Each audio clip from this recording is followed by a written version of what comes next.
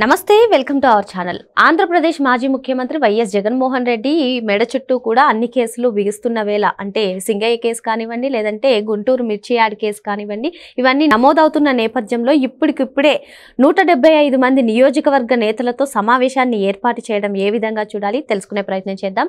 దీన్ని విశ్లేషించడానికి మనతో పాటుగా ఉన్నారు ప్రముఖ రాజకీయ సామాజిక విశ్లేషకులు అరసమల్లి శ్రీనివాస్ గారు.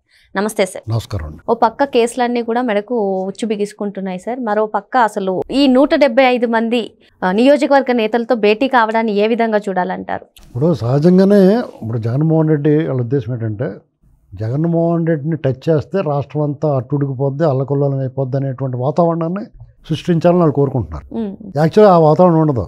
ఇది ఎప్పుడు లోపల పోతాడా అని చూస్తారు జనం. కానీ మరి ఇతను అలాంటి కాదు కదా, ఇతను పురమాయించుకుంటాడు. ఇప్పుడు అతను అధికారంలో ఉన్నప్పుడే మీటింగులకి జనం రాకపోతే బెదిరించి బతిమాలి డబ్బులు ఇచ్చి అది ఇచ్చి ఇచ్చి తీసుకొచ్చారు. వాళ్ళు కూడా ఉండకుండా పారిపోయేవారు. రిజల్ట్ మనకు ముందే తెలిసిపోయేది. అందుకునే ఎవడో నిలబడతారు, ఇటు ఓటు ఎందుకు వేస్తారు అనుకున్నాం. ఇప్పుడు కూడా ఏం చేస్తానంటే డబ్బులు ఇచ్చి తీసుకొచ్చి లేదా డబ్బులు ఇచ్చి పురమాయించే ఇన్ఛార్జీలు అందరినీ మోటివేట్ చేస్తాడు. ఇప్పుడు 175 నియోజకవర్గాల్లో ఎంతమంది యాక్టివ్గా ఉన్నారు?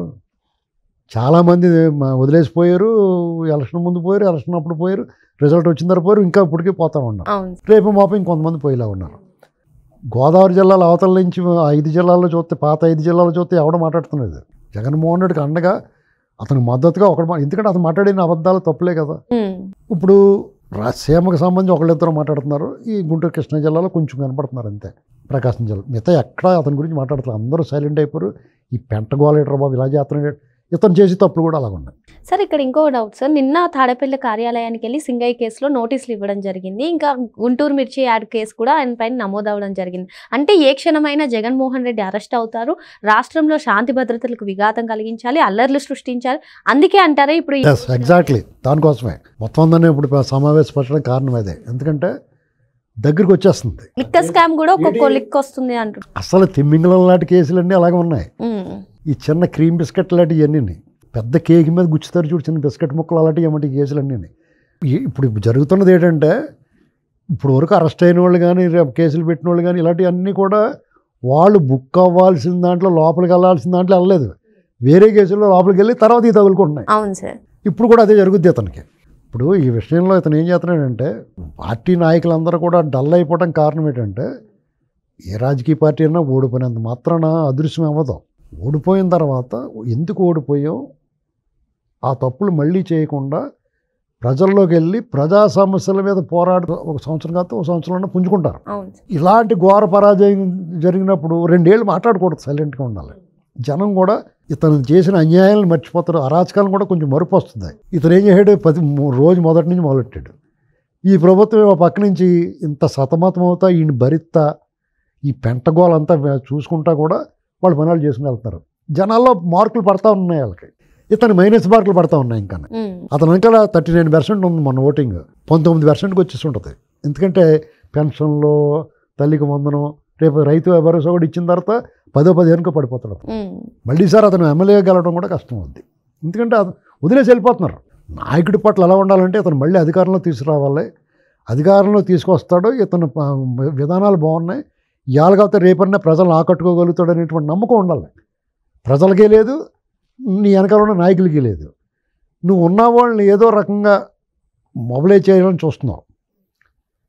వాళ్ళు కూడా వాళ్ళ కారణాలతో నీ కూడా ఉన్నారు, చాలామంది దూరంగా పోయినా. ఇప్పుడు నువ్వు ఎంత ప్రోవోక్ చేసినా ఏం చేసినా వాళ్ళందరూ కేసులో పోతారు. ఇప్పుడు అది ఆలోచించుకుంటున్నారు వాళ్ళు. ఇప్పుడు అమ్మటి రామ్మమ్మ ఉన్నాడు, ఎగిరాడు, లేపమ్మకు జైల్లో పోతాడు. శాశ్వతంగా ఉండిపోకపోవచ్చు వాళ్ళు, కానీ అది వాళ్ళు పీడిస్తూ ఉంటుంది కదా, వాళ్ళు బైండ్ ఓవర్ అయిపోయి ఉంటారు కదా, ఇబ్బందులు పడతారు కదా.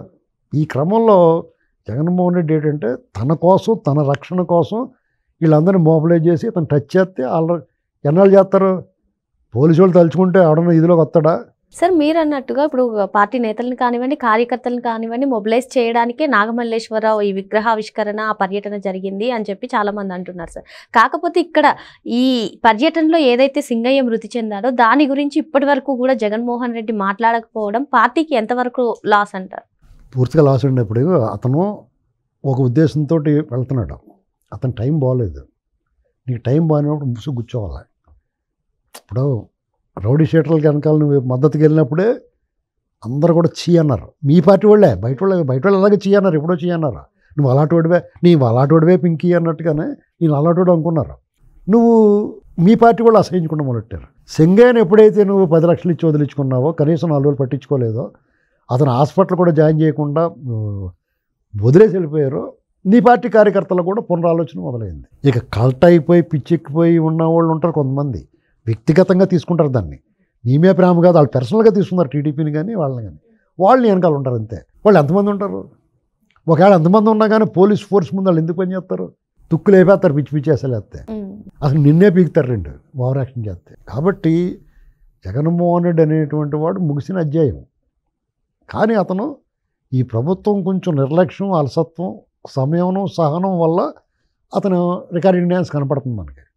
రోజా మాట్లాడినా లేకపోతే ఇంకోళ్ళు మాట్లాడినా, రోజా మాట్లాడుతుంది, జగన్మోహన్ రెడ్డి మాట్లాడుతున్నాడు, అంబటి రాంబాబు మాట్లాడుతున్నాడు, జోగా పేరు నాని మాట్లాడుతున్నాడు, విడుదల రజని. ఇంకెవరు మాట్లాడుతున్నారు చెప్పండి? ఏరి మనీ సినిమాలో వేర్ ఈజ్ ద బాడీ అంటాడు, అలాగే వేర్ ఈజ్ ద క్యాడర్. ఏరి మిగతా నాయకులు ఎక్కడ ఉన్నారు? ఎందుకు మాట్లాడట్లేదు? కాబట్టి జగన్మోహన్ రెడ్డి ఈ ప్రభుత్వం కొన్నేరు చేస్తే వీళ్ళు కూడా ఉండరు. వీళ్ళందరూ జైల్లో మీటింగ్ పెట్టుకోవాలి. నేను అనుకోవడం నెక్స్ట్ మీటింగ్ జైల్లో పెట్టుకుంటాడు ఇవన్నీ. అందరూ పోతారు లోపలికి. అంటే సహజంగానే మీటింగ్ పెట్టి ఆ ప్రభుత్వం మీద బురద జల్లటం, మా కాన్వాయ్ ఎలా చేస్తారు, మా సీజ్ చేస్తారు, మాకు నోటీసులు ఇచ్చారు, మేము ఎప్పుడు అలా చేయలేదు, మిమ్మల్ని ఎంత బాగా చూసాం మేము అంటారు జనాలు. మీరు మాట్లాడే అబద్ధాలు అవి చూస్తుంటే కనీసం ఇదైనా సరే, మేము అప్పుడు పొరపాటు చేసామండి, మీరు చేస్తారా అని అడగాలి. మేము చేసినట్టే మీరు చేస్తారా, మేము ఓడిపోయాం మేము చేసినందుకు అని అడిగితే ఇంకో కొంచెం అర్థం ఉంది. అంతేగాని మేము అంత బాగా చూసాం, మీరు ఎలా చేస్తున్నారంటే అంటారు. వీళ్ళు పర్ఫెక్ట్గా చేస్తున్నారు. ఏమైనా వాళ్ళ ధోరణి వాళ్ళదే. అసత్యాలు మాట్లాడతారు, అభూత కల్పనలు చెప్తారు, బురద జల్లుతారు, వాళ్ళు శుద్ధపూసలు అని చెప్తారు, సుప్పిని అని చెప్తారు. వాళ్ళు ఏమీ మానరు. వాళ్ళ విధానం మూడే సాపరండి. వీళ్ళే లైన్లో పెట్టాలి. మరి ఇప్పుడు జగన్మోహన్ రెడ్డి 175 మందితో కూడా మీటింగ్ పెట్టడం రాష్ట్రంలో అల్లర్లు, శాంతి భద్రతలకు విఘాతం కల్పించడానికి అని చెప్పి సార్ చెప్తున్నారు. అదేవిధంగా జగన్మోహన్ రెడ్డి చేసేటువంటి పర్యటనలన్నీ కూడా ఆయన పార్టీ క్యాడర్కే లాస్ వచ్చే విధంగా ఉన్నాయని చెప్తున్నారు. Thank you sir.